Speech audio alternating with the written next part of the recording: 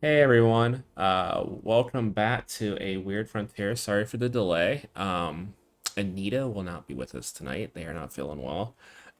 Casper will be with us shortly. So once they pop in, we'll do a quick tech adjustment for like a second. We'll be good to go. But until then, we'll start off with the rest of the cast that we have here.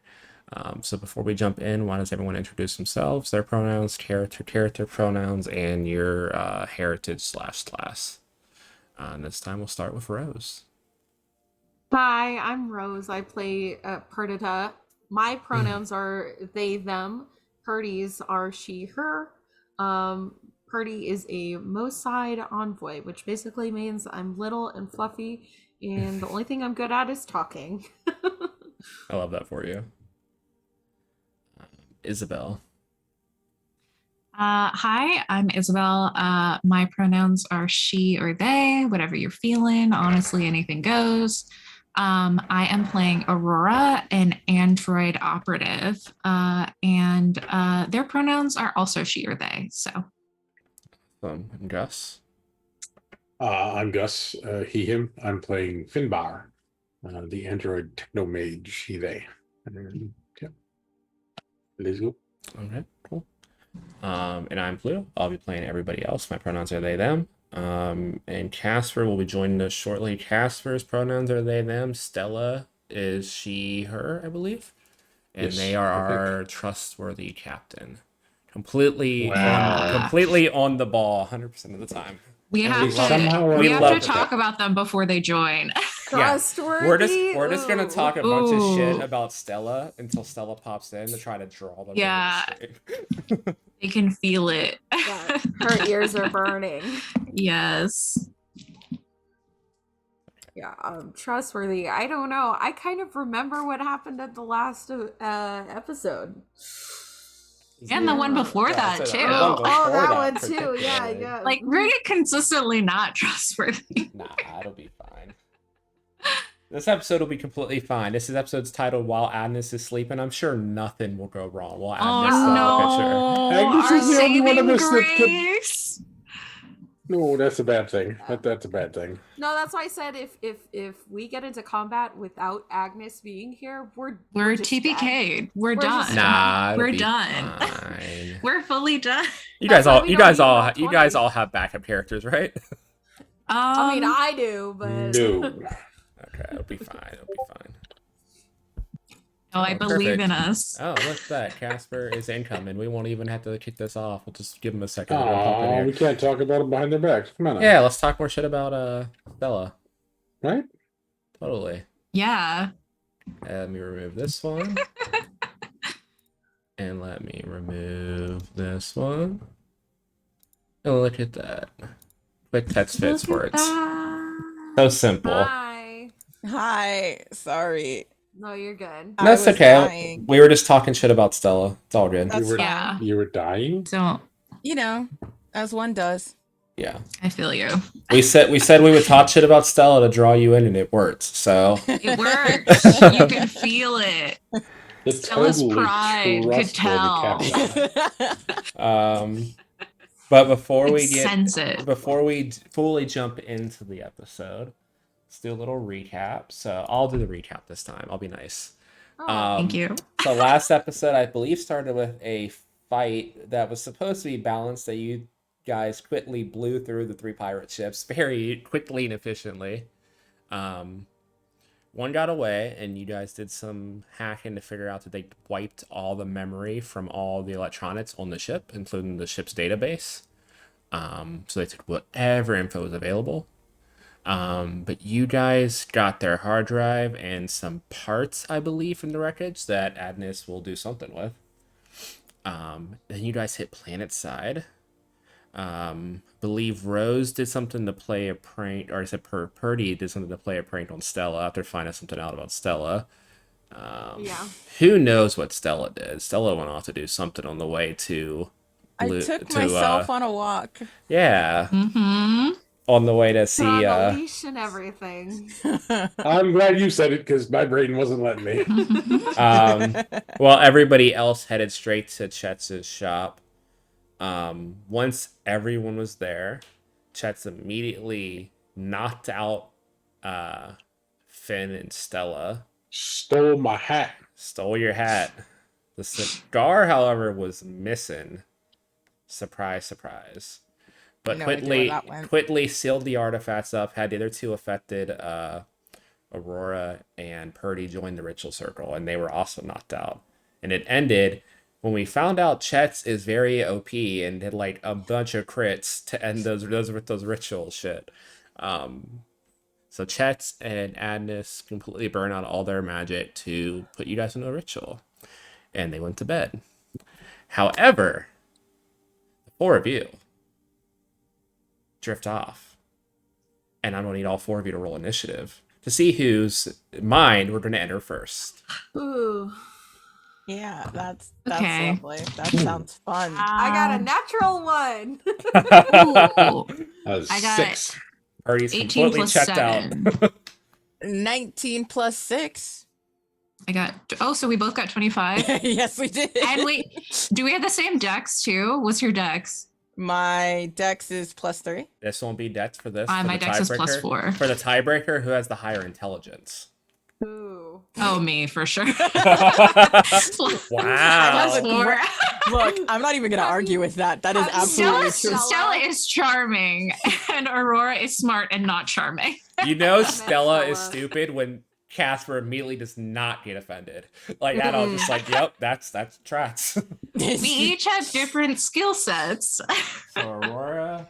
I'm just going to Stella, say my and second worst stat is not like my second worst stat is intelligence. Yeah, you have like intelligence and then con. Those are just terrible. Yep. So sad. Who? Anyway. Easiest way to get rid of Stella is either give them a puzzle or make them sick in some way. Just throw something at their body. You can just hand them a pillow, they fall asleep, don't they? That's it. Almost every session so far. That's also fair. Okay. Rude. That one was rude. That one hurt. Like 1 for 7 or something like that, right? You know Yeah, what? All of y'all stop ganging up on me. We're just on a roll because Team you were bonding. late, so we had to. Yeah, it's just used to it. We're just all in pick on Stella mode at the moment. Yeah, Oh, that's fine. Great. Love that for you.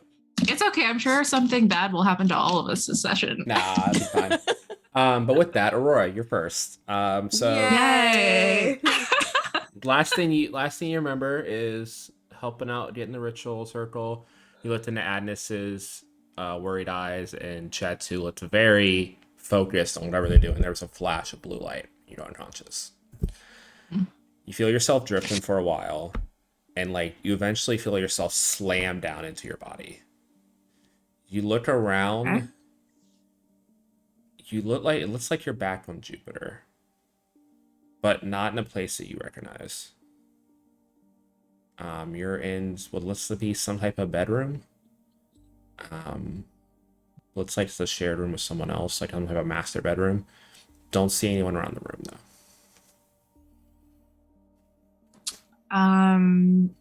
I think Aurora is going to get up and like try to look around the room, like figure out where I am. Yeah, give me a perception check. Okay. Pretty perceptive. Oh, I'm rolling 18s all over plus 15. So 33.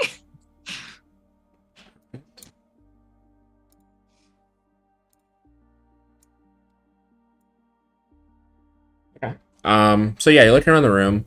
It looks like the master bedroom for married couple. You find a couple like wedding bands off to the side on like each nightstand. Like a dresser, a bunch of clothes everywhere. You start going through and you look at one of the nightside tables and you actually see a picture. The figure on the left looks exactly like you. It is you, pretty much. You don't remember this picture. It doesn't stand out to you. And next to you in the picture with their arm around your waist is that same android you had from your vision the other night. Tall, lean, like black pitsy cut. A little bit of a newer model than you, so more human-like, and just another like casual business suit.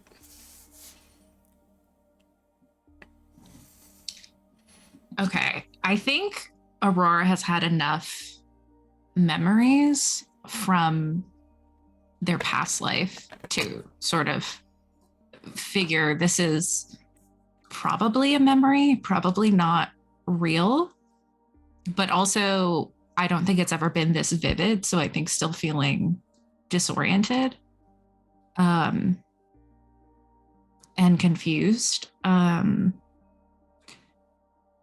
Yeah, I'm going to try and either leave the room or like look out the window. Um, you look If out the there's a window you in look at here. you look out the Yeah. window. You see that you're in some type of, looks like some type of suburb. You see other houses lined up, Okay. um, down the street, like very almost like cookie cutter of a suburb type situation where every house is very hard to differentiate. Beside, the house number on the mailbox. Um, as you head downstairs, you don't hear anyone in the house. You don't see, like, there's no movement or anything. Um, you did roll really high perception though, so you go through the house. You get to the kitchen. You do see a note on the fridge. Says, "Honey, headed to work. Should be back later. I left your breakfast inside the stove." Uh, I look in the stove. Yeah, just I don't know. Android food. what would androids eat for breakfast? Just I don't know. I think because androids don't have to eat, it's like if they are eating, it's like kind of like a special treat. Like it's like purely for pleasure. So it's like very, very few. So I think it's probably um like maybe like Flicker's favorite I think maybe it's like a frittata because I think maybe eggs are hard to come by in the suburbs.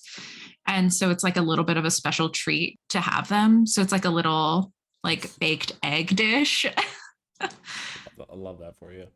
just Um, like very boring, but very like cute. yeah, and the only other thing you noted, the note was signed Amelia with the little heart above the eye. Yeah, I grabbed the note, I think, and I think just shared the note for a long time. Um, feeling feelings that aren't her own. And then I think I'm going to try and figure out what the hell is going on because this feels too real. Like, does this feel like because I feel like I have agency, but like it seems like I'm in a memory. This feels completely lucid, and it feels very familiar, like the scene you're in. Don't remember any of this as Aurora. Yeah. I think it's starting to freak them out a little bit. Um, is there an office in this house? I want to look through the Yeah, house and look for like work related papers. yeah. You head through the house, like in your living room area. Like you go off of the air around the corner is like a little den set up, and there's two desks. And one desk has a nameplate that says Flicker. One has a nameplate that says Amelia. Yeah, I want to look in Amelia's desk and yeah, I Um, want to just like figure out if I can figure out what she does, who she is, what time this is, like what year it is. yeah, you look through the desk. The laptop's missing. He probably took that with him to work, you presume. So you see like the disconnects from where like it hooks into like the various monitors on their desk. As you're looking through their desk for everything, give me I'll always say another perception check.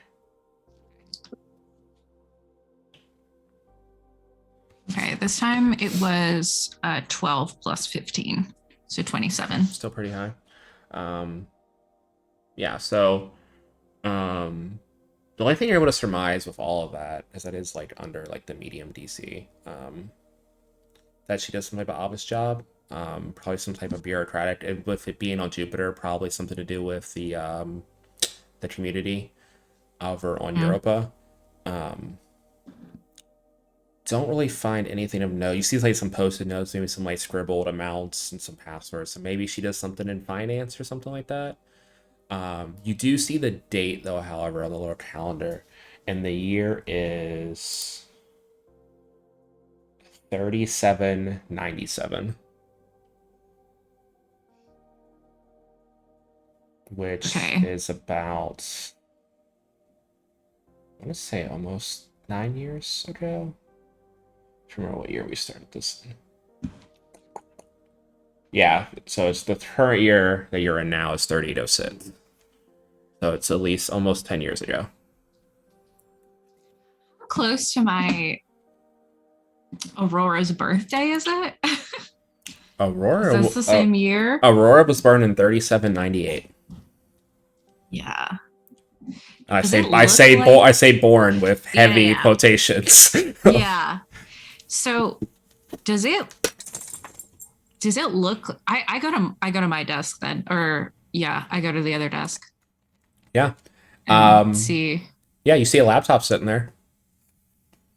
And you see the same episode like you have three screens that are like directly above, like if you open the laptop up, sit above the laptop. Yeah. With like a desktop computer also plugged into like the far monitor. And then you see like a bunch of like notebooks and pens and like just general desk stuff laying around. Another picture of the two of you of Flicker and Amelia. It looks like a wedding picture. Cool. Gonna stuff those feelings down and just try and look at the laptop. Give me an intelligence check to see if you remember your password. Yeah, I'm gonna just start putting in variations of Amelia or like her birthday. Okay. Just a flat intelligence. Mm-hmm.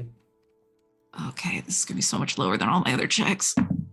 Okay, not bad. 14 plus 4, 18.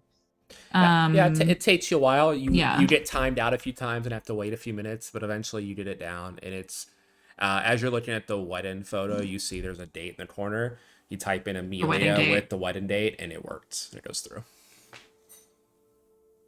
Holding back tears, don't know why. Go into the computer. Yeah. You go on the computer, and immediately there's a ping from whatever the future's version of Slack is. Yeah. You get a Android Slack. Yeah, you see you have like 3 notifications on like some type of web chat thing. Yeah. I open them. Yeah, it seems to be from someone named Pats. They have a little profile picture of themselves in some type of like security outfit.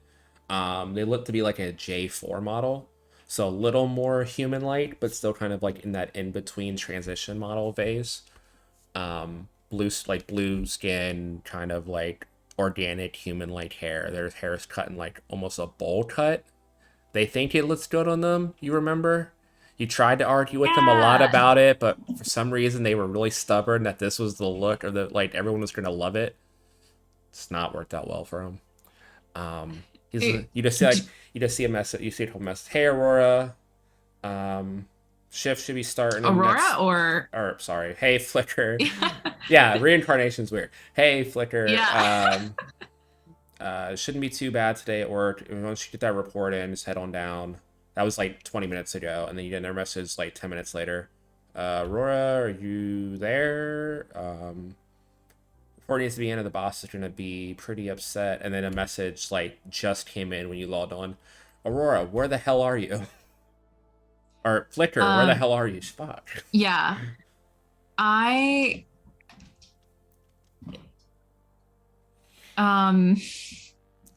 can't lie. I know I'm bad at lying. You see, as the message window opened up, the messages do say red now under them. Yeah, I hate that. I hate that I have that set up for myself. I've trapped myself. Silently cursing my previous life. I just say as you're panicking before we get too yeah. much into it, we're actually going to cut over to someone else. Okay, great. Come back to you. I'm also panicking. That's completely fair. So next up, Stella. Um, you just remember being consumed and very angry with that wrath, like as the ritual was like as you were like knocked unconscious, you felt that bubbling up. You feel normal now. You feel back to your normal self before you were infected, and you feel yourself slam down in your body. You slam down into like think like this universe is the equivalent of a TIE fighter, and you're in the middle of a dogfight. Pun intended. In space, Felinians at coming straight at you. All right. You hear over your comms, you hear Ruff's voice. Stella, Felinians at our tail. We're getting quickly outnumbered. I need some help on the right side. Roger. I'm gonna go help out Ruff. Okay. Give me a piloting check, please. No. Yeah,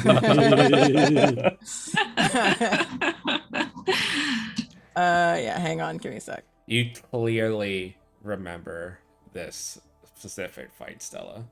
Yeah. This was the fight that you saved his life, but yet he got all the credit and got promoted to captain of your crew.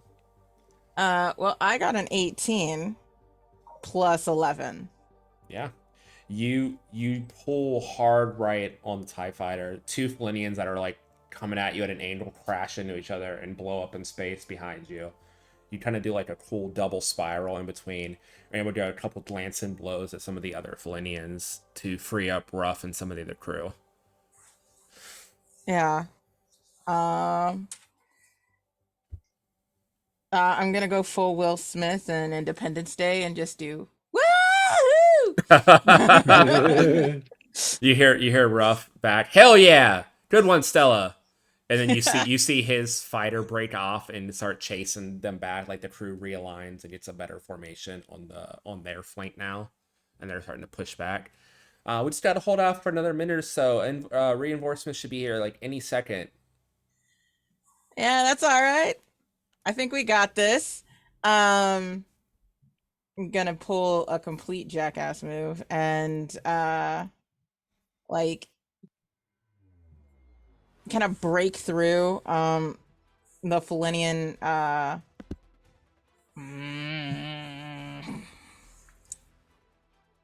formation. That's the word I wanted. Break through their formation and kind of like take out their lead ship if I can. Yeah, give me a piloting check. That's exactly how I remember how it happened. It's your memory. Oh, okay. Well, not as good as my first one, but it's still a 17 plus 11. Okay, let me check something. What's your bonus to piloting? 11. Okay. I rolled Ruff's piloting check to see how he helps you. He rolled a 17 plus 12. That dick. For a 29. So that puts you over the DC because that will give you a buff of +2. So you head straight for the head ship on their side. You see you're gonna get attacked from either side. You don't think you're gonna make it, and Ruff and the others kind of buzz over top and lay down some cover and fire, which leaves just the perfect gap for you to slide your fighter right in. Charge the ship, and you'll get a couple of glancing blows at their cockpit that you can tell is already like the ship's already drifting off course now, and you hear some buzz over the short range comms, and their fighters start to pull back, and they start to go into a retreat as your forces come in.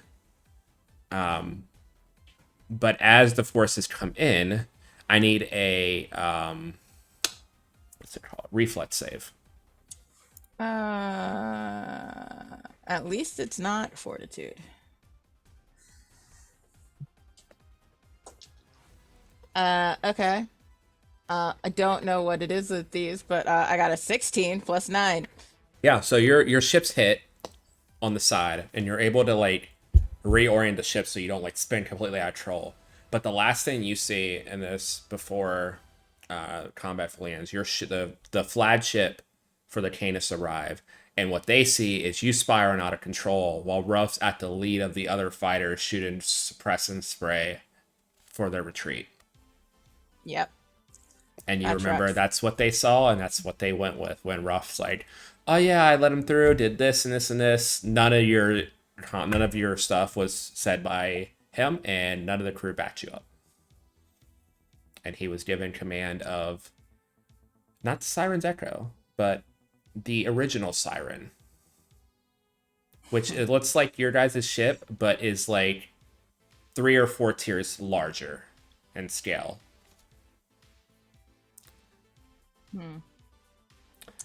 Yep. But yeah, you're back planet side on Jupiter, and you are sitting at an award ceremony. They're I'm on all Saturn. are yeah, Saturn. You're on Saturn. There's an award ceremony going on. You're on stage. You and all the crew have been given like little tiny medals for your participation in the war. And now there's a speech going on. The lead commander of your guys' unit, let me think of an appropriate dog name. Really?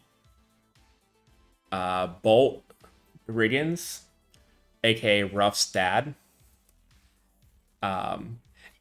And with our heroes, we would not be where we're at in this war without the lead of their magnificent captain, and what I'm proud to say, my son, Ruff Riggins. And Ruff you see Ruff pompously enter the stage and accept his award.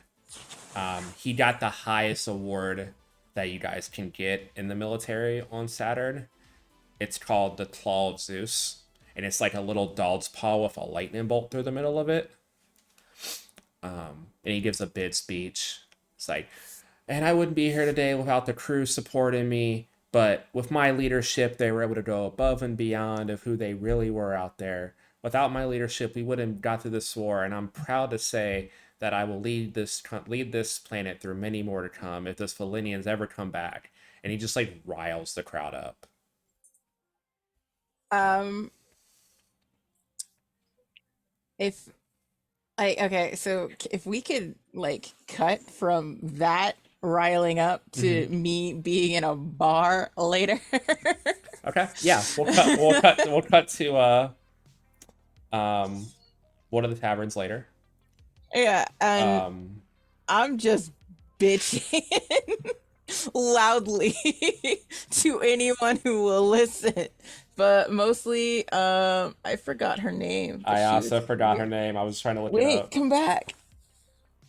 Uh, we'll find it. But the bartender that we mentioned last episode that we'll find Yes, absolutely. is Her. is sitting there. It's like, it's okay, Stella. You did what you had to do. We all know Ruff's full of shit. Yeah, but you don't get it. See, like he wanted to wait for everybody. I took the initiative to take out that lead ship. Like I went in there. I mean, yeah, they provided cover, but like his punk ass was in the back. Like it's like I could provide cover. It's not hard. Anybody can do that. But I was just in there. Like I flew. I was straight in there. I got that shit. And just cause I took a little spin, when everybody shows up and he gets the paw of Zeus, like, cause his dad is Yeah, really. You see her trail off and look behind you, her eyes wide. Escorting in the bar is rough, and the gang. They're all just like laughing and hollering, pushing each other around. It's like, oh yay, round for the boys. Oh, Stella, how's it going? Ruff just comes over and pats you on the back pretty hard. How you uh doing? I because I am drunk. Uh I gonna shrug that off and be like, bruh, was doing great until you said all the stuff you said. Like, What? I just said. where I were just. you, Ruff? Like, I'm not one to be all about accolades or whatever, but I feel that if someone does something fucking awesome, like take out a lead ship in the middle of a fight, that they should get the credit for it. And you, bro, did not do that. That one was me. And just cause your dad's some general or whatever doesn't mean you get to like cheat off my paper, bro. Okay, Stella, to see others succeed. I know you're not taking it well. You probably seems like you've been drinking a little bit, but I'll let that pass. No worries. Yeah, I mean, wait, you know what? Put his or put her order on my tab. So I'm gonna like smack that away and be like, I don't need your charity, bruh.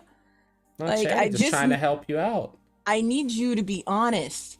Like it's already hard enough for me in this freaking core, dude. Like I just want credit for whenever I do something. I want credit for my own ideas. Yeah, you see him look over to the bar. He's like, "Can you give me some of the good stuff in the back, hey, boys? You can grab a table." As soon as they all clear out, and it's just the two of you, he leans in, like very close to you. It's like, Stella, we all know you're a shitty pilot, and you're not at my level. Why don't you just accept that, and everyone will be happy? You're never gonna raise higher than I allow you to raise, so just accept your place. And he's pat you on the shoulder. Give me a will save. What would happen if I fail this will save? Because I just want to hit him. You're gonna hit him. If you just want to hit him, you can just hit him. I will. Yeah. So I'm gonna fail the will save, and Give me an attack roll. yeah. Just Fuck roll your what's it called, your fire thing attack. You just want to have that. You just want to have that. It'll just be like a normal unarmed attack, but it's the same bonus. Oh, same bonus then? Yeah. I'll take it. Haha, take that 17 plus 7. Yeah, 24 hits. We'll say you do 1 plus whatever your strength modifier is in damage, which is what? My strength modifier is so 1. You do 2 points of damage. You do 2 points of damage, and as you punch him, you hear the tavern door open, and you see Bolt Riggins enter just in time to see that blow to your commanding officer. And you remember now, like, the alcohol was feeling really real in this memory, Stella. But now you remember, and this is what got you thrown off the force. This is what led to your disgrace. This is what led to you be given the echo as, like, more of, like, pity or anything. But as the memory fades off, you just see Ruff's grin one last time. So he moves back to the boys, and they're all just laughing and pointing over to you as Bolt is tearing into you. Yep. And with that, we'll cut over to our next person. Finn. Okay. So as you are pulled into this ritual, you feel all those weird feelings of pride and something that you don't even know what the hell the United States even is. You don't know what's the fascination with all the red, white, and blue and all this bullshit. And you still have God Save or God Bless America stuck in your head for some reason. But you slam back into your body, into that same office that you remember from the dream the night before. An office that you yourself don't think you've ever been in your life. I mean, what do I see in the office? It's a fairly utilitarian office. There's like a library in the corner. There's a couple desks. There's a couple chairs in front of your desk for like guests. You have like a 4-monitor setup. No laptop. It's more like you see the desktop underneath attached to the monitors. And you see a bunch of different budget reports open on the screen at the moment. Looking around, how much do I remember about like where I was? About where you were before the ritual? Yeah. You remember entering a shop. You were supposed to talk to Agnes's friend. You think? You remember like a really big blue dog. And then you remember like getting choked, like telekinetically choked, and then passing out.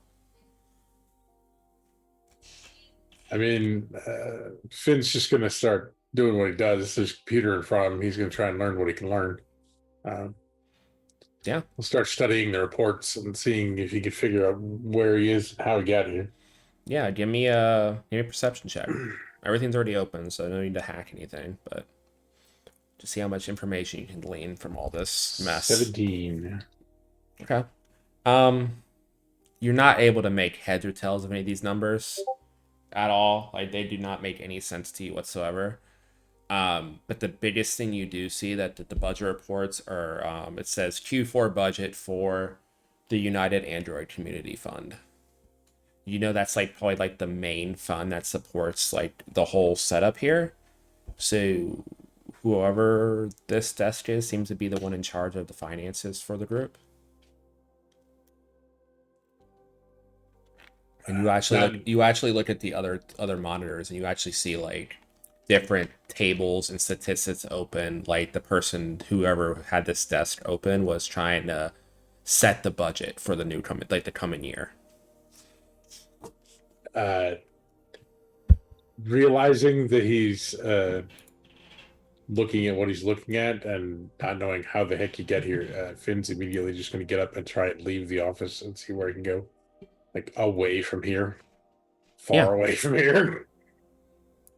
Sounds good. Okay, yeah, you head out the office. Immediately, the thing you note is a secretary right outside, which is nameplate Anna. It's like, Mr. I don't like those names. I don't have an Android name generator up at all right now.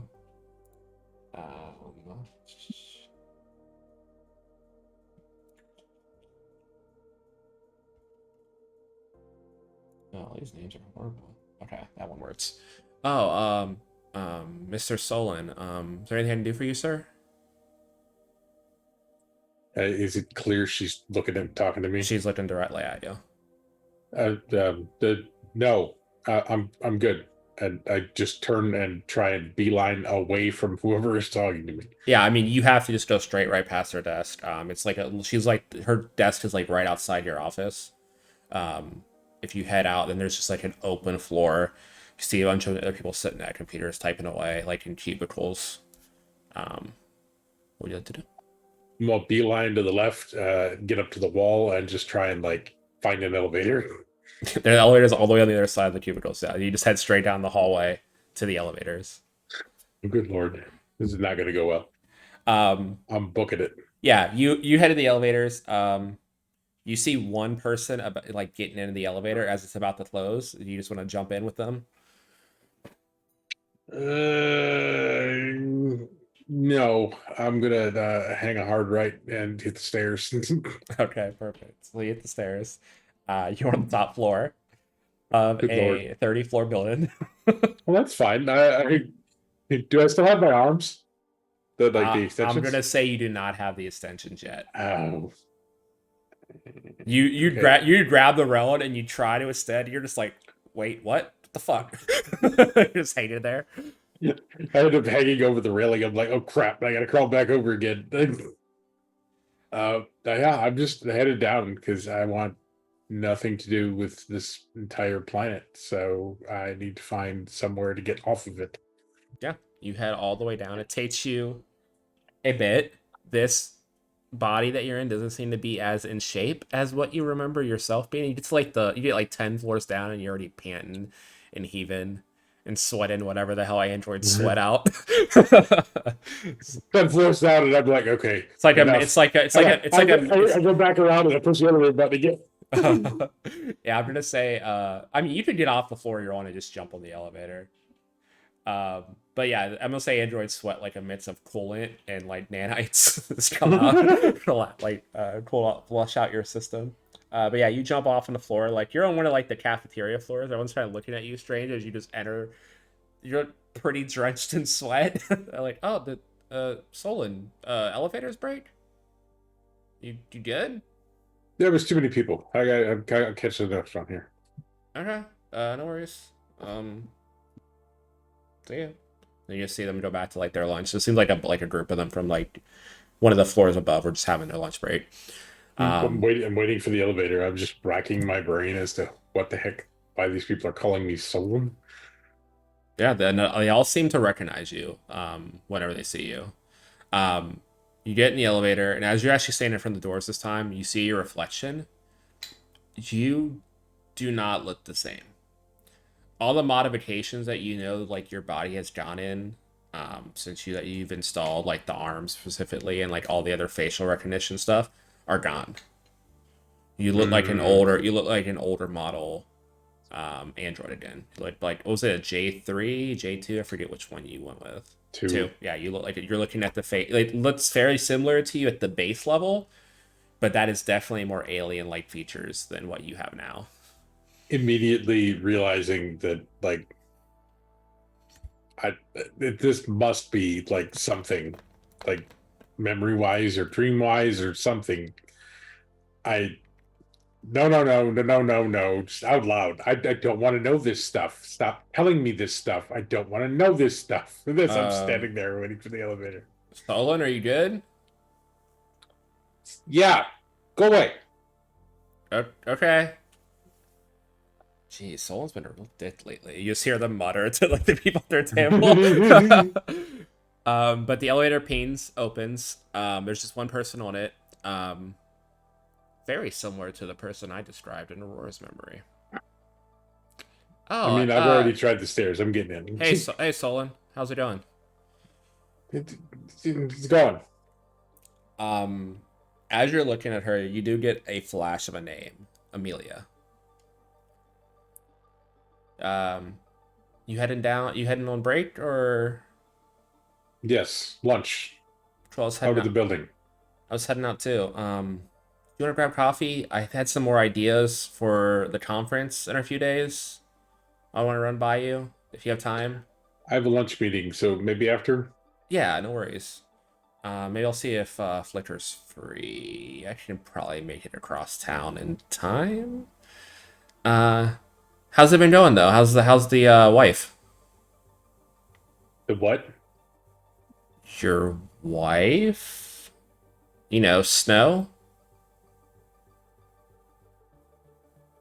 Dumbfounded. Like, hard to read androids, but dumbfounded. She lets in at you. You know, that's no move a check. You know what? I think Amelia has some good like people reading She's skills. Medicine probably check. intuitive. Yeah, that's it's a 19 on the dice. I don't know what her modifier is, but I'm gonna assume it's pretty It's a high. lot. Are you okay? Take a bump in the head. Why are you all sweaty? Did you go down the stairs? I'm not feeling well today. Yeah. Do you want me to tell the boss you're taking off and cover for you? Do you need a gout? Yeah, I might just go home. Yeah, let me escort you to like the sky cabs and then I'll go tell him you're taking off here. So she like you guys ride down together and as you get to the bottom floor, she like puts an arm on your waist. Come on, let's get you out of here. Um you need to rest more. I know we're trying to do some groundbreaking shit at the conference in a few days, but like your health's more important. If you're gonna kill yourself over it, it's not gonna like get us anywhere. Inside Finn's head, as she starts talking, he's just like trying to babble to himself to not catch whatever she's saying because he doesn't want to know. She escorts you to the sky car. And as she's getting you there, she drops something. Give me a perception check. You're making me roll things that have no points in. 7. 7. Okay, cool. You see like a flicker of a picture on her phone. I had to. You only see it for a brief second, but you see like a photo of her and another android. You don't really get a good look on them, but all you recognize is the picture. The person she's with looks very familiar. Before she grabs someone, like, "Oh, sorry about that." You go rest up, and I'll see you tomorrow. Okay. Yeah. And you hear her Tomorrow. You hear her babble off your address to the sky cab, and it takes off. All right. As soon as the skycab starts driving away and I'm by myself, I change it to whatever the nearest shipyard is that I can get a ticket on. Yeah. You head to the same space station that you guys just entered on before the last thing you remembered before you ended up back here. Yeah, you head to the shipping bay. Do I know that the picture I saw is Aurora or no? You do not. You said familiar. Okay. You said it's familiar to you, but you were not able to piece the picture with that low of a perception check. Gotcha. You start to divert away from the way the memory was intended to go. You feel a like rubber band like pull in the back of your head, like something's like pulling back. And the last thing you see before like it blinks out, you feel like a pull at the back of your neck, and you're in a meeting with 8 other androids down the side of a long table back in the office. You recognize Amelia at the other end of the table. Okay, Solon. You called us all here. Let's get to business. And you look around and see them all looking at you. And the last thing you see before you like fade out of the memory, you see a presentation. And the title of the presentation is Reclamation of Jupiter. Okay. And then it blats out. Or not Jupiter. Sorry, Saturn. I know my planets. Reclamation. Mm-hmm. Of Saturn. Mm-hmm.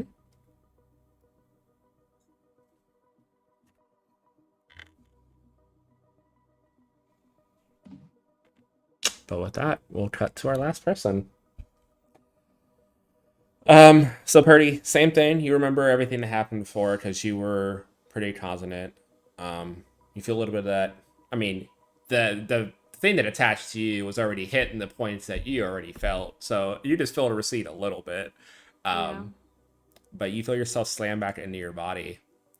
And you are back at Greyhawk LLC. In your old office. Looking at a report. You know what? Give me a culture check. Okay. 18 plus 16. Yeah, you remember this report. You handled like international relations, right? Something like that. Mm-hmm. Yeah. Yeah. Interspatial.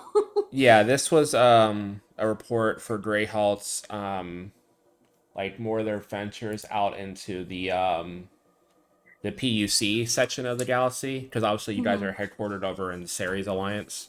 And this was like you remember when you were working there, you guys were just starting to expand over into that side of the galaxy.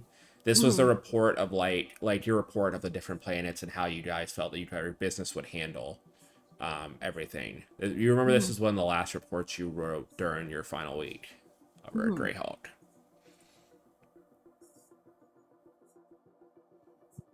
Okay. Yeah, I just not even, it doesn't even matter if it's a memory or a dream or anything like that. Just brain clicks into work mode and I'm doing paperwork. You just immediately go back into the routine and start typing the report. Yeah, essentially. Yeah. I love that. I'm typing my report up as if nothing has changed. Awesome. I love that. Okay. So yeah, you're able to type the report, get it all together. You see a message come in from your secretary. Your secretary's name is Phoebe. She sent you a message. She's like, boss, you're being called into the president's office for a meeting. It's kind of impromptu. He wants both you and Natasha there in the next 20 minutes. That is excellent news. Thank you so much, Stevie. Yeah, no problem. Go ahead and cancel my other appointments for today, please. Yep, already done. He told me to clear your schedule. Excellent. Also, please put in an order for takeout. We're probably going to be celebrating, so you can order whatever. Here's the card. Here you go. Thank you. My favorites, imported wines, cheeses, finery, that sort of thing. You hear fast typing from outside your door at her desk. She's typing out all your order. Yeah. Yeah, I'll get right on that. I'll send one of the interns down and get that order for you and send it over to the office here in a little bit. Thank you. He said you can leave the report on relations on my desk, and then I'll get it over to the VP while you're in your meeting. To answer your question, Stella, personal card. I don't need. I am making enough money that I don't need the company to reimburse me. It is just on It's me. your card. Okay, great. Yeah. Love that. It's just on me. It's a black card at this point. There's no upward limit. Okay. And that's fine. I've just sent it off for printing. So, if you want to retrieve that, or you can have someone else go pick it up, that's fine. Okay. Yeah, sounds good. I'll send some of the interns down to get the order. While I get your report over to the VP, and it should be good. Just let me know. Just send it over to me when you're ready, and I'll get it printed out and send it over to him. Excellent, thank you. And you can treat yourself too if you'd like. Your desk is looking a little sparse, so maybe some flowers or whatever you'd Oh, like. you're so nice. Thank you. Of course. But yeah, you hear her type and stop, and you hear her like say something to someone, and then you hear like her moving away from her desk. Okay, well, I will finish filing my report and lock it, and go for my promotion, I think. Yeah, you head over to the office. The door's shut. Standing outside the office, like waiting, clicking both her heel from her foot, but also the four blades on each side of her body that are also kind of like just at ground level, also kind of tapping in rhythm. So it's just 9 feet tapping at once is Natasha. Think literally supermodel body, but like furry, like there's like grayish fur that's just slightly on like the exposed skin, and then the head is literally just a giant spider body. Oh, Purdy, how's it going? Hi, Nat. Really good. We just finished the report on the PUC, and I think we're really going to make some great strides here with the company. I can imagine us going really far there. Stretching out and really embracing what those planets have to offer for us. Listen, I just sent my report in too. How I think we should focus more on the advertising aspect of it. We can sell our company anywhere. We don't need to go and talk to people to do that. It's below us.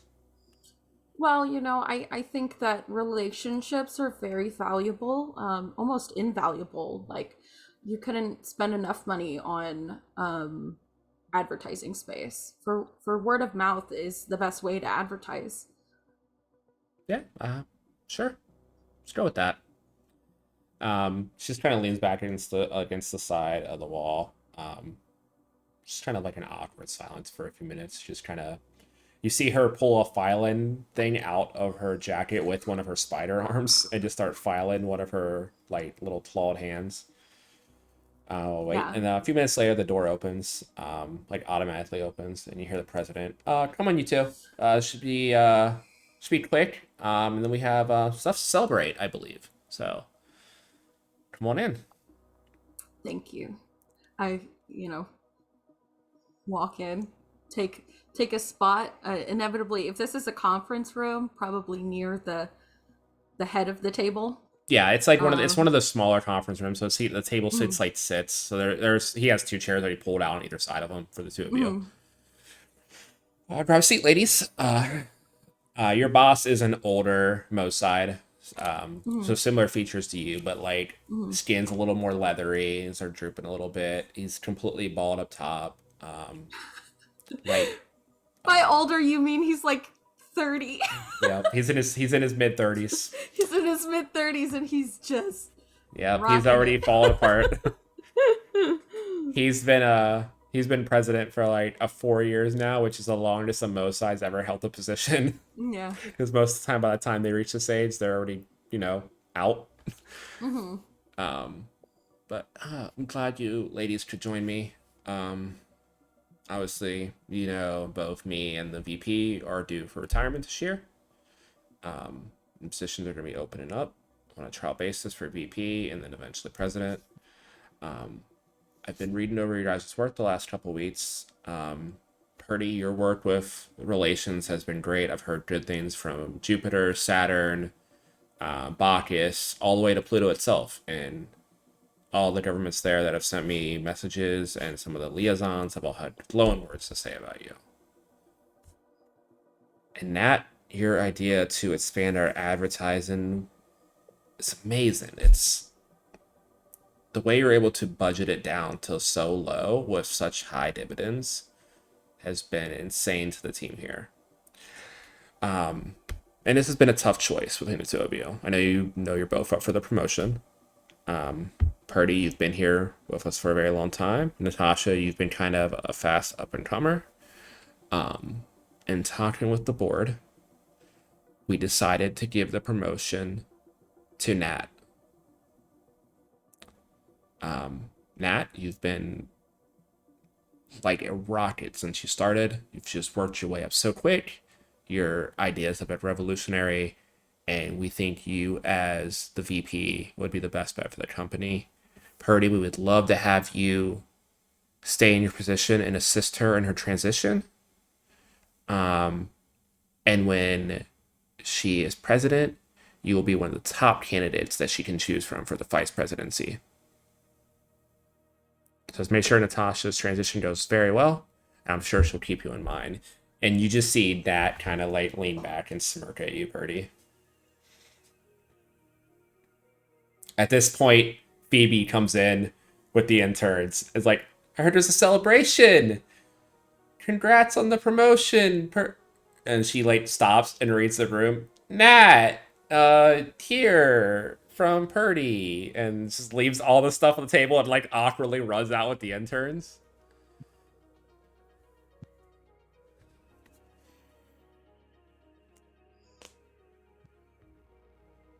Congratulations, Natalie. I'm so happy for you.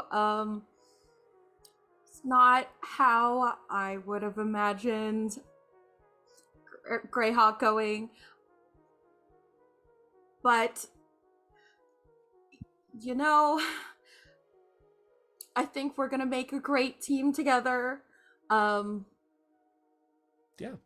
I'm looking forward to working with you, Purdy. Thanks for the celebration here. This is some expensive wine. Thanks. And you see her pop off and just pour a glass and just lean back and start sipping it. Yeah. Sir, can we talk? Can we talk for a moment? Maybe Yeah. alone. Yeah, I'm gonna actually. I think there's a lot here more than anything else, and then sometimes we could set up in the bigger room. Have a party, or everyone else is gonna be off for the day. I think this is cause a celebration. Why don't you come with me to my office and we can chat? Nat, why don't you get some of the interns to set up the party in the conference room, and we'll celebrate you for the rest of the day. You deserve it. And he pats her on the back and walks off. He walks off and just gestures for you to follow him, and you just see Nat just gives you one last word. It's like, see you soon. Yep. Okay, but yeah, you follow him down the hall all the way to the end, where like the executive wing is, and he lets you into his office and gestures for you to sit down. I do. What you doing in chat about, Purdy? I know it's probably hard. It was a really hard decision for us, and we took our time to choose. Mm-hmm. But we do want to know how valued you are here. Yeah. I've given the last 12 years of my life to this company, and that's saying something for a Mo side. Well, Mm-hmm. So considering that I went to school for this, and I was second in class, but top of the class, it's just it doesn't make sense for me. What Not to belittle what Nat contributes to this company, but I don't think she really sees the potential here. And a lot of it is more focused on um, making making advertisements do the legwork. And I understand that it's probably more cost efficient, but in the end it increases our profits tenfold. I mean, you've seen it. Mm-hmm. Because if one customer is satisfied, they talk to another, and that's how we've reeled in our biggest clients. And so I just don't, it doesn't. See, that's that also played a part in our decision. Mhm. You're just too invaluable at where you're at now, Purdy. We need you on the front lines with these new clients and keep reeling them in for the company. Like we can get anyone to take Nat's position in advertising. Advertising's she's been innovative, yes, and like her ideas for the company as a whole have been really good, which is why we chose her. But also, you've been in this company for 12 years, Purdy. Mhm. That's a long time for most, like you said. And one of the reasons we're filling this position is because we're trying to get a younger face in there. And that's new, and you've been here for a while. So looking down the line, it just seems like the better return to have Nat in the position. Well, with youth comes naivety as well. You know, there are things that I have seen that Nat hasn't in her short time here. You know, experience and things like that can be very important for making those relationships and Mm-hmm. really getting out there and spreading our wings. Huh, pun intended. I like that. But he reaches over and he's like, pats your hand. He's like, but that's why we need you, Purdy, to help her with this transition. Like, we couldn't think of anyone better to help mold the future leader of our company than you.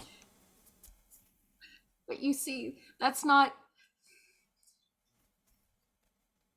why would I help her get to that position if I could just be in that position? Don't you see? Doesn't that make sense?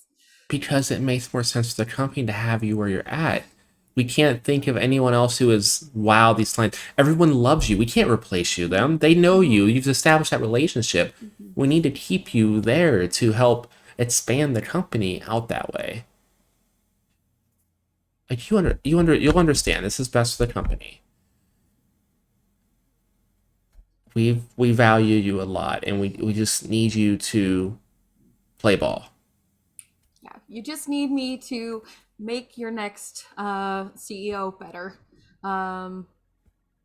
in every way. Just yeah, I'm a stepping stool. I'm not the top. I understand. I'm here to elevate the rest of the team and never ask for anything more, and just keep clocking in day out, day in and day out, and day in and day out until I am nothing but a bald, saggy, sad Moside who has just committed their whole life to this company and done nothing else for themselves to the point that they're not white and fuzzy, they're gray and wilted.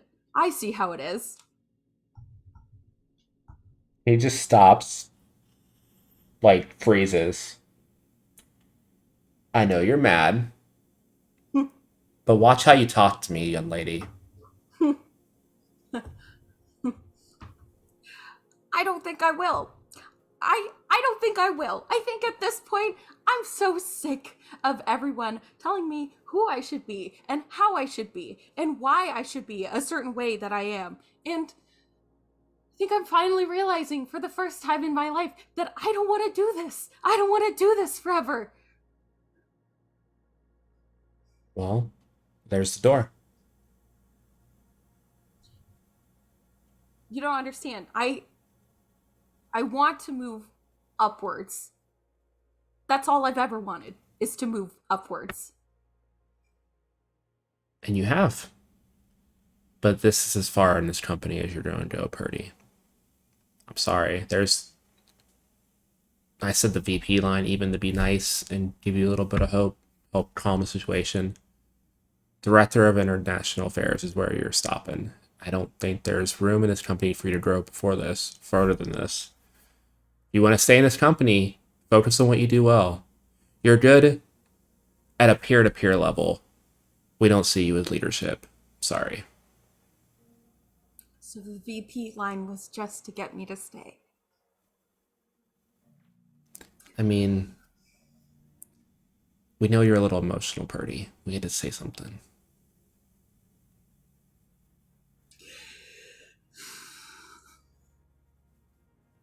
I'm gonna pick myself up, Mm-hmm. and then just start knocking shit off of the desk. Just start knocking shit onto the What ground. is wrong with security? You don't understand. You were never supposed to be here. I am supposed to be where you're The at. door behind That- you burst that is open. nothing compared to me. 2 lines of Nothing. web shoot into the room and wrap around your ankles and yank you out as 2 giant spider people just wrap you up quickly and escort you off the premises. A lot of the people are looking shot, but the last thing you see before the elevators close as security escorts you off is Nat from across the office. And then she turns back and you see her turn back and laugh with Phoebe, your assistant. And I'm just screaming. And you snap out of the memory.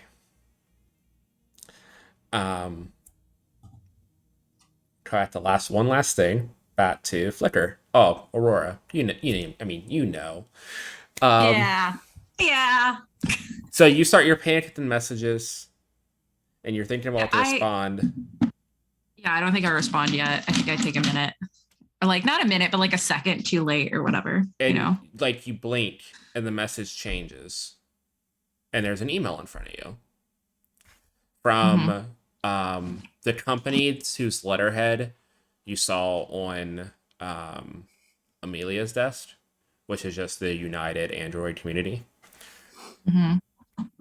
To whom it may concern, we regret to inform you that your spouse, Amelia, died in the line of service. There was an incident down at the headquarters that caught her, Director Sloan, and a few others up in the situation. A wait will be held today at noon. We need you to come in an hour to identify the body and decide what you want to do with the remains. Sorry to inform you of this. All the best. And it is just signed by like some generic UAC signature. I'm gonna try and track the email and figure out where it's actually coming from. It's coming from the UAC headquarters. It's not even a hard track. It's coming from their headquarters. Yeah. I think Flicker / Aurora just sort of pause for a second, just staring at the picture of them at their wedding. Mm-hmm. And I'm going to take the photo out of the glass and put it in like my pocket. And then I think I just wreck the house. I think I just start like breaking shit, like just fully like trashing everything, and just like have like a full like screaming, sobbing breakdown until I'm just like exhausted. And I think it's like lining up with Flicker's memory of how they like reacted. But it's also Aurora like not understanding. Yeah, you don't understand what's going on. You don't understand why, but you feel you just feel the emotions that are anger, sadness, grief, depression, like all that starts to just overwhelm you. And the last thing you see as like you tire yourself out and start to fade off on like maybe like a couch or a chair nearby, you just see the one last picture like slightly hanging off its frame. It's of Amelia like smiling at the threshold, view in her arms, wave like one hand waving at the camera, and you just like smiling and looking up at her, and you pass out. And that's where we're going to take our break, everybody. Yay! So we will be back in about 15 minutes or so, and we'll see where we go from here. See you all soon.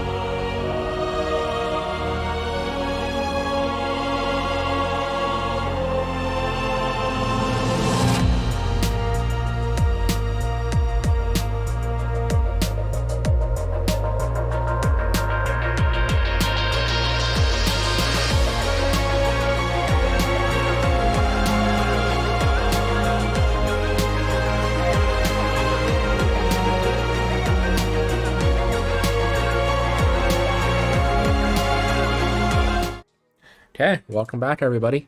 Nothing really of super note happened before the break at all. You guys are all fine, Just right? trauma. Fine. You're all good? I'm Just fine. trauma. It's fine. I'm so fine. Don't Yeah. worry about us. Just a day in the life.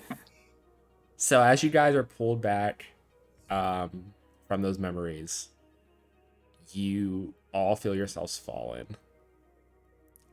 And you land together, like on the ground next to each other, in like a gray void. Just smoke like all around at like ankle level. And you see a door, maybe like 100 feet down, that's open. And there's just like, you can't see anything, it's just light. But you guys are next to each other as you wake up all at the same time out of your memories. Memories fresh in your head. Aurora, give me a perception check. Cool. Oh, I wonder if you still have your stuff. That's going to be the first thing that I'm going to check. I might give myself disadvantage because I think Aurora is like crying right now. Sure. Yeah. Sorry, I don't mean to laugh, but Nat one. Oh no. You're not perceiving anything that's going on around you. Yeah. As you land and you immediately reach for your pocket and find the photo. It's there. It's there. Oh I'm my God. gone. I'm gone. Just full sobbing, confused face. It's just. Wait, it wasn't there before, right? I didn't have it. Mm-mm. Yeah. Okay. Not processing that. Finn. Perception check, please.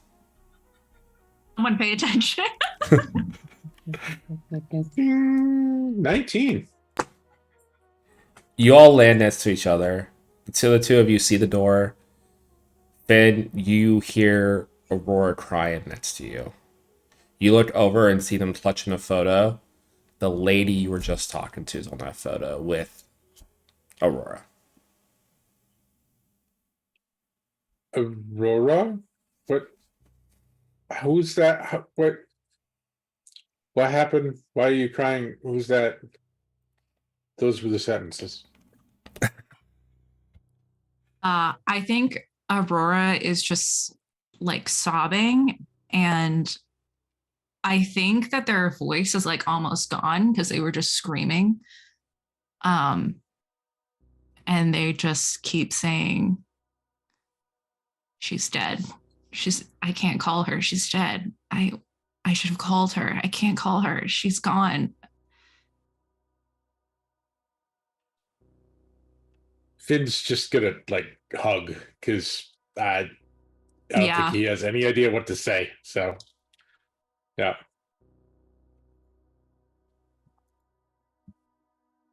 What are the other two of you doing as you see this happening?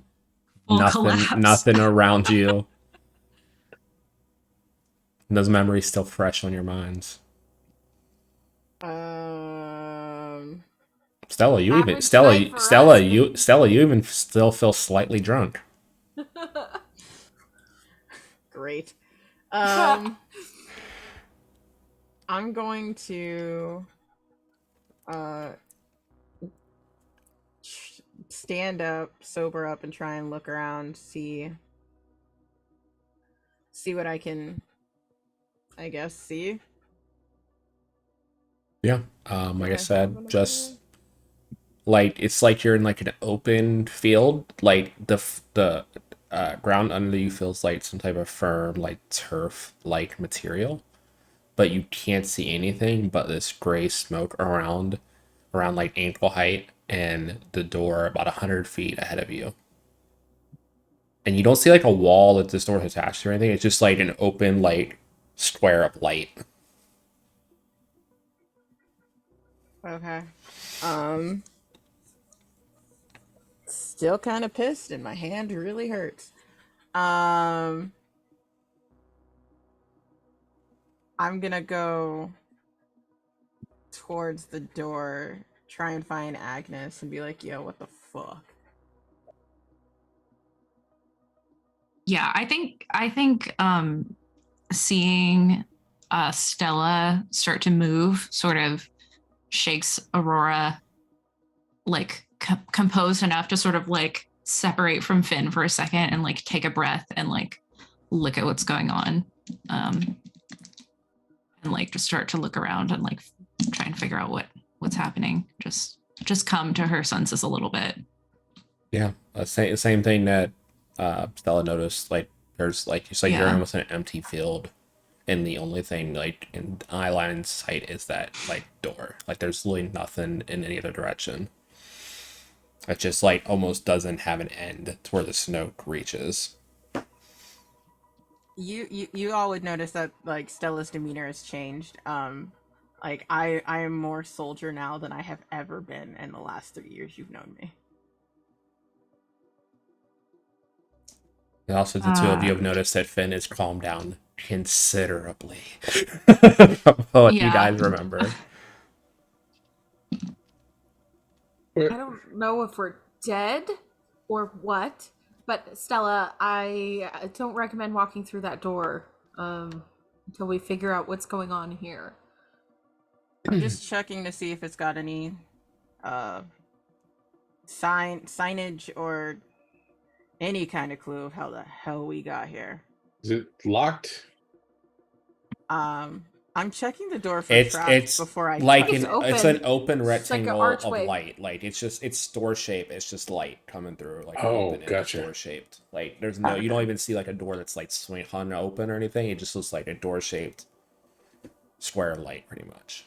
Can I find Agnes's scent anywhere in here? Give me a perception check and add +2 since she's your human. Yeah. Oh.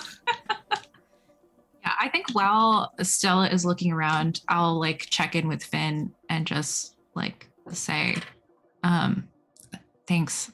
Sorry. Are you good? Are you I back? don't want to know any of this. Oh, I'm sorry. Oh, No, I'm sorry. I'm sorry I just left and I didn't talk to you. It just you I really was a scared me there. dick. Yeah, you kind of were, but it's okay. I don't really think it was you. That wasn't you. I really. I don't. I'm sorry. It's Uh, all good. what? What was the picture? Oh, and then I sort of look at the other two, realizing they're not androids, and then just sort of have like a fuck it moment of like, or what I just experienced, like fuck the UIC in my opinion. So I just don't like censor myself at all, and I'm just saying it's me, and I mean it's Flicker and their wife Amelia from That before. one? Yeah. I think previous me. I know previous me worked with her. UAC, right? She was doing some project and she died. I don't know if they killed her or if they sent me a fucking email about it.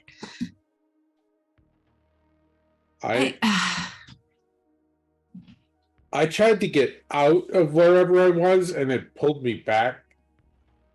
Yeah, I think it was memories. I think you must have been seeing whoever. I think it may have been charge. Okay. I mean, that would I make did sense. not why they send were- that email. Maybe previous me, but I didn't send the email. Your name was in the email. Like Aurora told you, it said your spouse, director Sloan, and others were. Yeah, I think I would tell you the word for word what the email said, because Oh. Aurora would not forget that. That You one recognize there, them? that one there. That was me.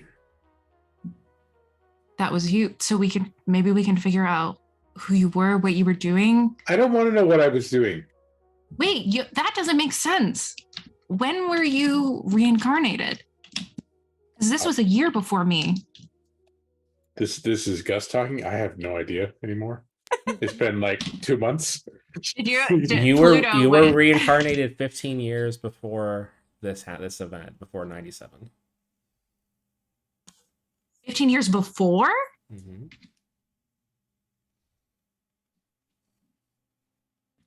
How is You it tell me possible? that? I don't know. How is it possible? Yeah, I say when I was reincarnated. Yeah. So this was you then? You now, but you don't remember that. Wait, what?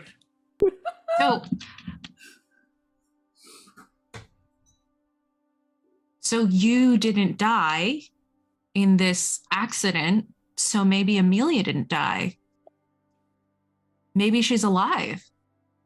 Okay, me, Gus, is completely lost. What is happening? I need love to it. understand what's happening to be able to play this because I don't get it. What I understand, because I am third party and actually like Stella's not paying attention to your conversation. Yeah, fully. Yeah. Okay. We're having our own freak out. So what I get is that you were reincarnated 15 years ago, like in the same year From the memory. Yes. From the memory that Aurora had. 15 years before the memory where my wife and you supposedly died. So I was. But you're still alive. You remember Finn. Actually, Finn, give me... I'm sorry, I'm not. Give me an intelligence check. We made a confusing backstory with advantage on us. A what? An intelligence check with advantage. You, who you are today, was not supposedly reincarnated at the same time that Amelia died. Yeah. So I was reincarnated 15 years ago. So you should have the same person. Yeah. So you should have been Finn at this time. Yes. Okay. So something else happened in between. The only thing that's like, you thought you were seeing a memory from back before you came back. You know you were reincarnated in 3782, Finn. The year that Aurora mentions that all this happened was the year that you faked your death. You don't remember like this memory that you're remembering, that like you don't have the memory of like that event, that like that letter and like that situation. Like you faked your death in 97. You were Finn, you were being spied on, you ran. They think you're dead. So Sloan died years ago. You left Sloan in the past. You remember that name. You've seen that name a few times. So you know that's your previous life's name, but 97, Sloan should have been gone already. So that's the year that you faked your death as Finn? Am I following that? Or were you still going by another name? As far as Finn knows, in 97, he faked his death. As far as Aurora knows, Sloan was in the death letter in 97. Yeah. That's the information that the two of you are sharing, and it does not match up. That doesn't compute. Can I use my my feat that I got, memory access? You can access physical pathways of even the dimmest memories, whether from previous inhabitants of your body or from your own experiences. You gain a +2 insight bonus to skill checks to identify creatures and recall knowledge. Can I try to recall like any other information from like my blocked memories as flicker? Yeah, give me an intelligence on check. Sloan. Give me an intelligence check with advantage since it's very fresh at the moment. Okay. Before I forget, I got a 19 plus a 14 plus 2 on my perception. The smoke surrounding you guys smells of Agnes and that dog that was with her. The one that grabbed you with the magic. They're on fire. Flat intelligence, or can I do a culture check? You can do a culture check. Another. You can do a culture check. I'm good at culture, and I'm assuming that only applies to like android culture, but I'm good at android culture. So that would be 27 plus 22, so 29. The week of that letter, earlier in the week, Sloane was at your house for dinner with the two of you. Looks very similar to what Finn looks like now, but a much older model.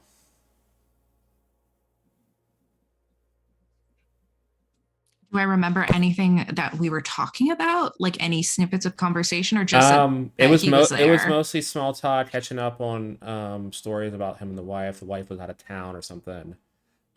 She talked a little about her. Um, you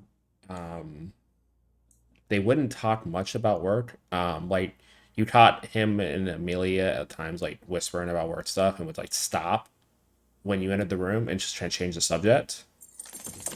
All you know is that they were working on some project that they've been working on for like months at that point, and it had some conference in the coming week that they were very hush hush Yeah. about. Yeah, I just get fill Finn in on that information. Well, that couldn't have been me then.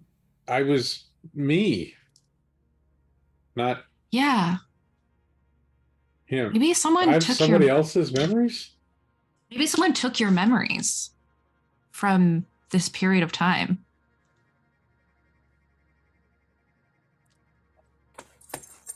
Finn, Right. in this space and time, you guys are deep in your consciousness right now. Give me a technology check. You know what? Give me a hacking check on yourself. Okay, neither of those are Ooh. things, so I'm gonna go with computers. Yeah, hack. Yeah, use computers. Yeah. Do a hack. I Do a was hacking just check about with to computers suggest on yourself.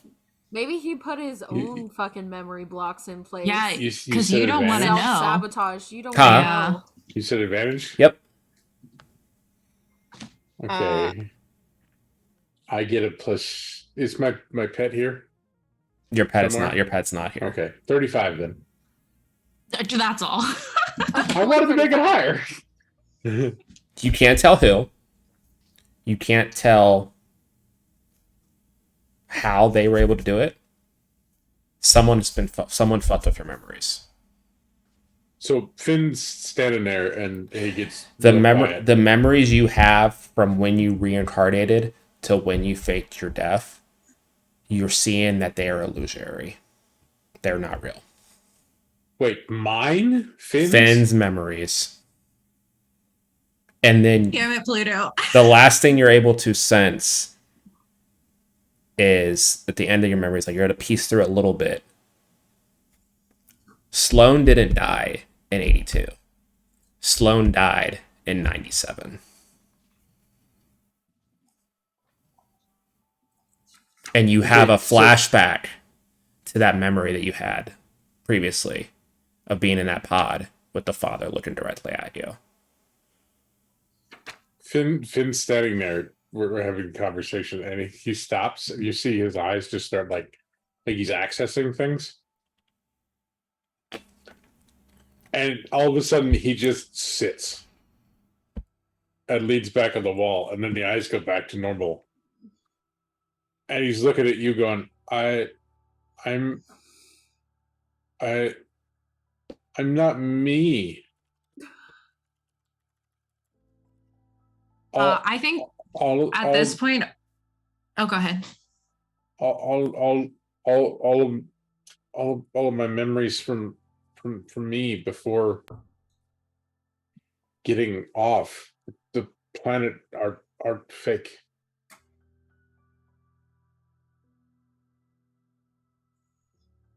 Well, How- whoever you are, can you scan this to make sure this thing's not trapped? Finn has shut down. He's Yeah, I just think- sitting there and staring out into space in front of him. I think I call out to Stella, one second, Captain. And I think I just hug Finn like how he hugged me after I was having my freak out, and just try and comfort him for a second. Yeah, he's just stared at a wall.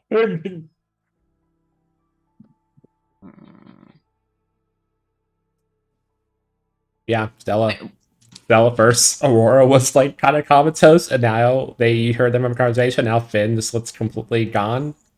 Great. The two of you definitely caught most of that, so now you know that Oh, apparently yeah. they were alive Yeah. before and are I- different people now. Yeah, I 100% taking notes on everything. Just Nostradamus. I was 1,000% not paying attention. Yeah, Stella's got a mission.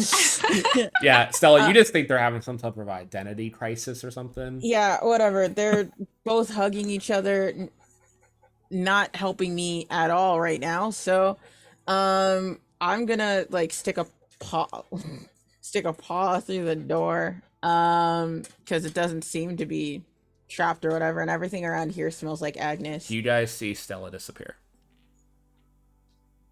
And the captain's gone. Well,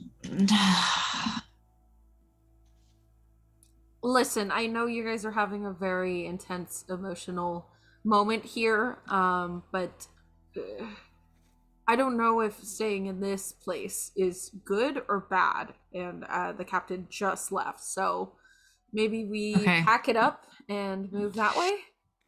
yeah, we should definitely stick together. I don't like us.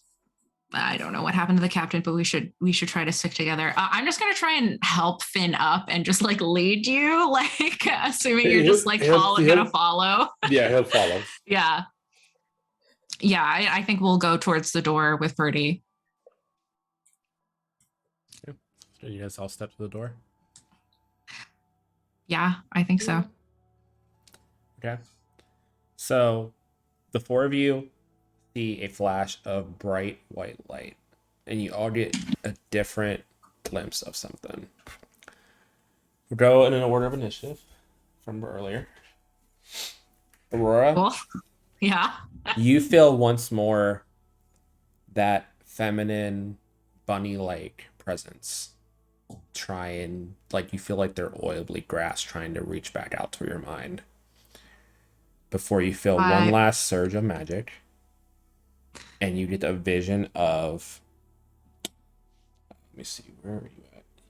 You get a vision of a tall humanoid figure with some type of winged helmet. You just see like, think like, I don't know if you know what the Flash's old helmet looked like from like the old gold helmet with the wings on it. Yeah.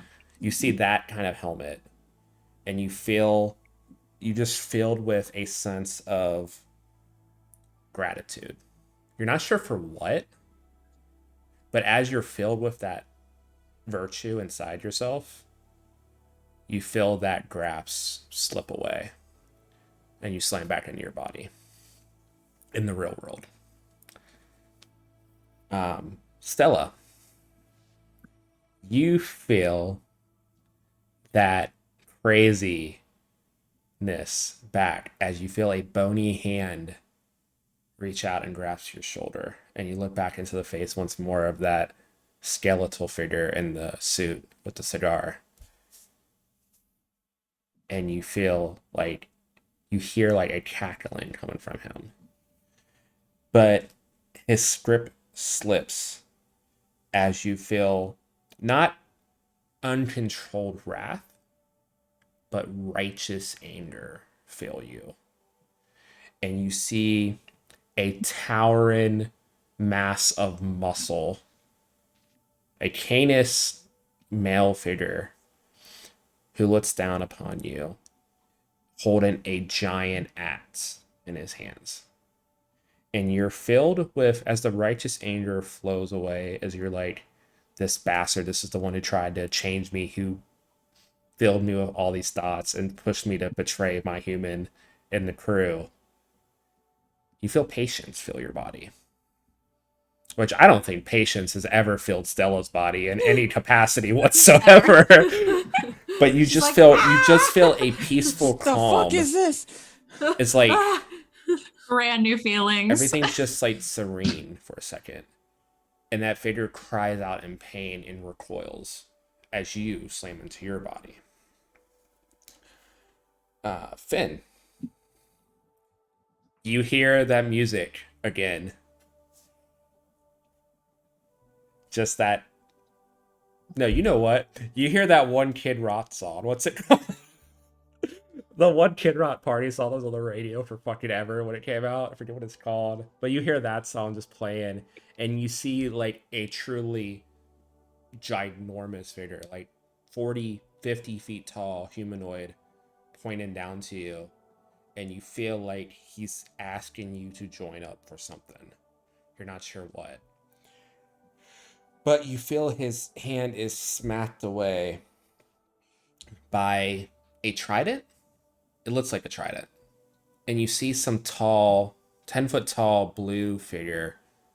Kind of looks like the race that preceded the androids. Looks similar to them at least. And as you're just kind of confused by this whole situation, because you're still processing everything the fuck just happened where you were before you went to that door, you're filled with a sense of humility, especially with those memories. Like, who are you anymore? You feel so humble in this moment because honestly, you don't even know who Finn is at the moment either. What's there to be prideful of? And that sense of humility fills you, and you feel that ginormous figure just fade away as you wake back up in your body. Last but not least, Purdy. You see that hulking figure with that maniacal giggle. You see that mouse-like head on this humanoid body, and you're filled back with that sense of like the feelings you had when you thought you were going to get that promotion, of like everything you thought you deserved. Like you were spending money you didn't even have yet because you knew you were the right one. And he's trying to get you to sink deeper into that greed again as he starts to reach out and lunge towards you. He's kicked straight in the face by a figure about 6 foot tall, feminine. I was like a female Plutonian. Honestly, looks almost like a younger version of Agnes, weirdly enough, but with glowing blue flames for hair. And you're filled with a sense of charity. And not like the events you used to do back in your work just for publicity's sake.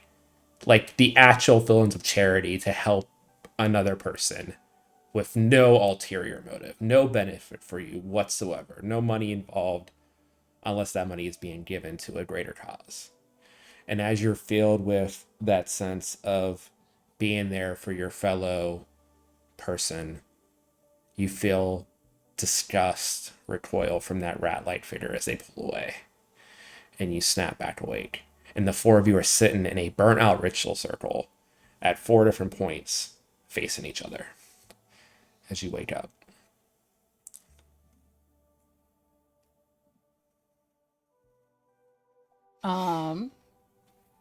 I'm going to like roll over, like brace myself on all fours, and then shaggy dog from like tail to tip. Shake off all the bad vibes. And is my jacket still intact, or was it burnt up in this ceremony? Your jacket's definitely gone. Oh, of course it is. You're in like some type of like wife beater like tank top you had on underneath your jacket with like pieces of your shirt that was over that just still kind of applied. All of your guys' clothes are kind of in disrepair. Nothing like it's like the anime thing where nothing immodest is showing, but it's still pretty wrecked. We're keeping it PG-13 here. Yep. I tear off the shreds of my shirts. Whoa. Never mind. I spoke too soon. I'm keeping my undershirt still intact because I have an overshirt, obviously. Just ripping that off. God. And I'm gonna try and sniff out Agnes at this point. You don't even have to, as coming down the stairs, entering the room with you is that blue Canis that was there last night. Hey everyone. Um, everyone feeling okay now? You destroyed No. my jacket. After just I waking up on the think so, cold actually. concrete floor. But do you feel at least more of yourself now than whatever those things were doing to you? You see that crate in the I room next have to you. no idea. Yeah, I'm gonna just search for the picture, see if I have it on me. The picture is still in your pocket. Wow. Oh, I was not expecting that.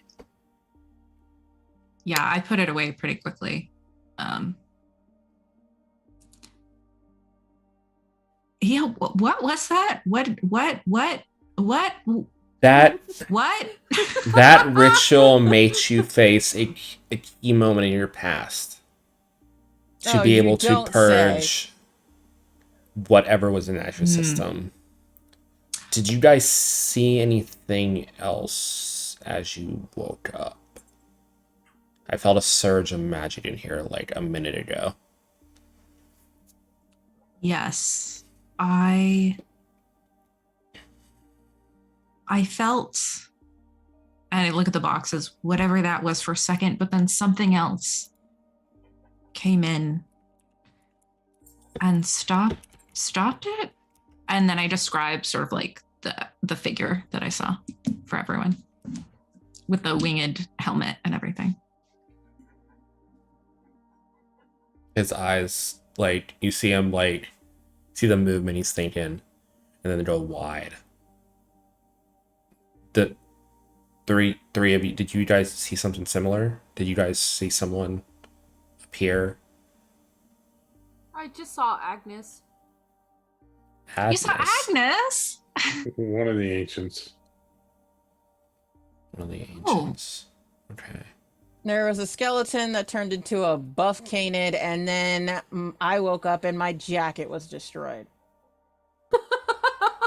Unreliable narrator Stella. He leans. So trustworthy. You see him leaning against the wall. He seems to be like in deep thought. He seems to be kind of like almost freaking out a little bit. Can everyone make me perception checks?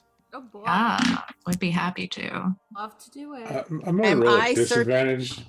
Because you're That's now fair. freaking out. I rolled poorly, so Can that I- tracks. To be 11 fair, plus 12. my perception check is to see if this store has another jacket for me. I only got a 19. I rolled a disadvantage and got a 21. Dang! It'd be like that sometimes. I rolled two 19s. Just check. Hey, I rolled a Pepper. 4 to get Not- 19. Okay. Natural 20 plus 14. Whoa! Wow. What jacket do you find? What does it look like? Um, No plot information. I don't Just know. clothing. With that high of a roll, they're probably also going to find plot information accidentally. Or crit. Unintentional plot Unintentional plot, information. yeah. Okay, hold on. I'm just grabbing these. Okay. Don't mean to ruin your plans. Just Okay. to so who- drop so- plot. Tell us I everything. know the nat 20, the 22. What did Purdy get again? I got an 11 plus 12. Okay, so I think only Isabel's character had under a 20. Yeah, I got a 19, just under 20. You're just like, your mind is just at your pocket. Not right here. now. It's Not not here. in this room at all. Your perception is not going beyond your person at the moment. Nope. Then you look around and like you're just kind of like in your mind and you like go like this and you look down at your hand. There's a black tattoo of a trident on the back of your hand.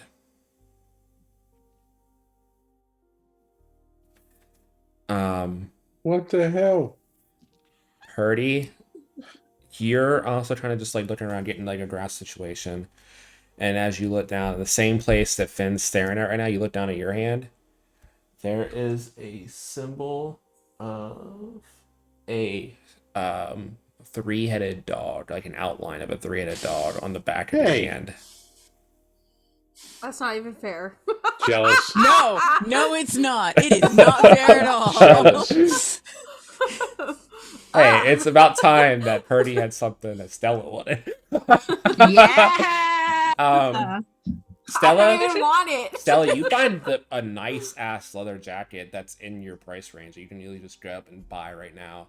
And as You you're said I'm you, buying it. I am grabbing it. as Putting you it on. as you're grabbing it and putting it on though, you look at the back of your paw and you see a black tattoo that's kind of like burned through your fur to where you can actually see it above, like through the fur of a spear.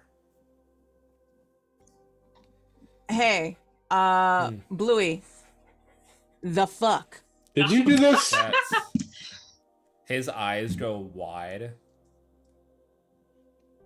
Why did I get the ugliest one? Oh, Like, you didn't have a better design? Yeah, I don't want this. Would I recognize hers? Would I recognize Purdy's? Yeah, that's honestly 100%. I forget what Cerberus's name is in Roman, but that's 100% at them. Yeah. It's still Cerberus. I Is still it? got to see checked what it. Aurora's is. It's just spelled different. By what? What do we have? What happened? Back of your hand, Aurora. Was there a symbol on your? And I look. You look down and you see that same winged helmet and a black silhouette burned into the back of your hand. Just like show my hand. I'm gonna rush, like, fuck whatever's on the back of my hand. I'm rushing over to Purdy's and like grabbing her hand and just staring at it. How? Captain, does this mean something to you? Do you know what these are? What is Yeah, this? those are symbols of the gods. This is my god. How do you have it? Yeah, And I just exchange a look like Cerberus. what? Cerberus is their own right, but when they're used as a symbol, that points to the god Pluto. And then he points to Stella, and that's Mars.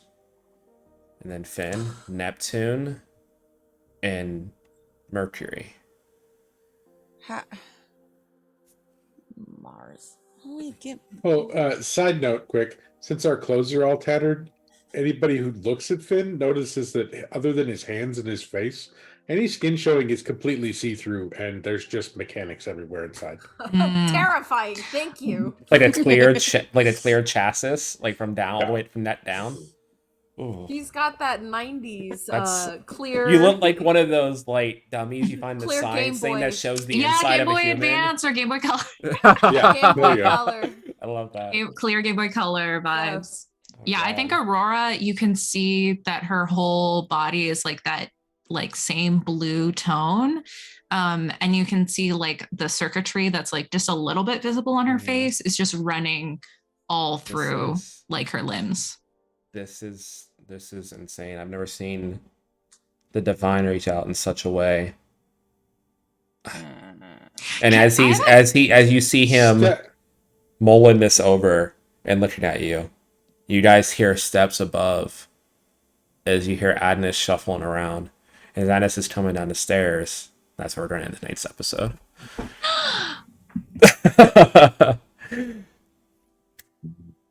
So with that, let's get to our outros. Introduce yourself again, especially for our new raiders that might still be here. Thank you, raiders. And then where they can find you on all social medias and anything that you are currently working on or in. Rose, you can go first. Hi, my name is Rose. I've been playing Purdy tonight, but I go by Ghost Adventures on Twitter and on Twitch. That's Ghost Adventures with a Q, not a G. I am still not Zach Baggins. I play on Tuesdays over with the Gamer Ghoul Gang on my channel with Myriad X, Fury Fate, and the Yellow Cubes. It seems like this week we might be playing more Stardew Valley, which was so much fun last time. Let's see, on Wednesday, the initiative order is back with Rogue Radio. We had a player missing last time, so we just decided to skip a week and come back. So we're going to be playing this Wednesday.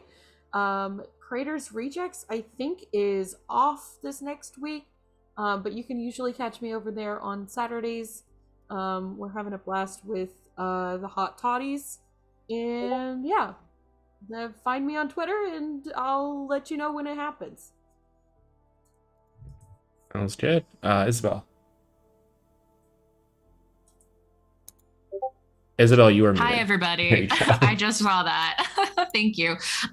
So you can find me all over the internet, particularly on Twitter at Isabel is okay. I mostly plan home games or Pluto's games. So if you want to play with me, find me on Twitter and be my friend. That's it.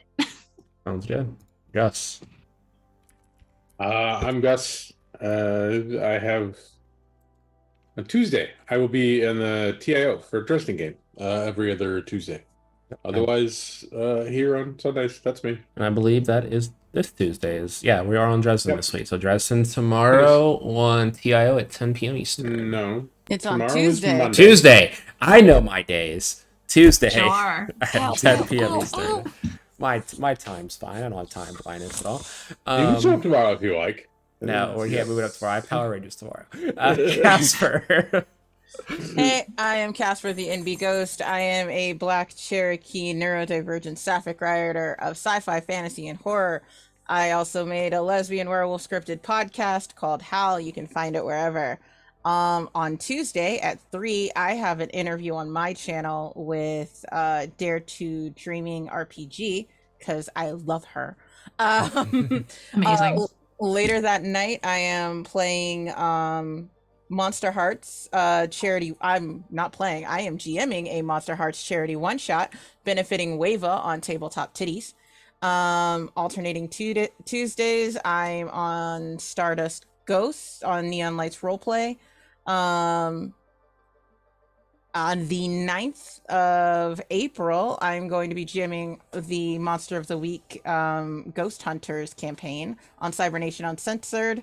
Starting this Friday, I am on ELHMK1's channel doing Avatar Legends, and I'm here on Sundays. Speaking of Tabletop Titties, we have our Indiegogo that just released, so please like and share. You can find the link in my bio, Tabletop Titties bio, every bio related to Tabletop Titties. You can find me and my schedule everywhere at Casper the MB Ghost. That is Casper DANB Ghost, except for Twitter, where I am Casper the MB Wolf. Same spelling, except for wolves at the end. Yeah. I think that's everything. That's Good? everything. Yeah. Okay, Did my just week. checking. Okay, and I am Pluto. You can find me everywhere at Pluto Cleric on all the socials. This week, tomorrow is Monday. So tomorrow at 9 p.m. Eastern, I am the Green Centaur Arcanite Ranger on the TIO actual play of Power Rangers Arcanites.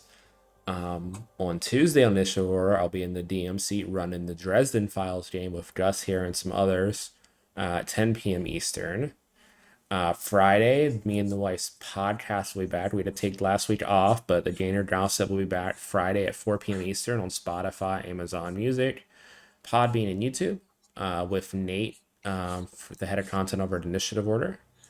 And then on the following Tuesday, on Rotating Tuesdays next week, we'll be back with Origin City Suits in the Dark, my dark dystopian superhero game, using the Fate core system, also at 10 p.m. Eastern. I think that's everything I got going on.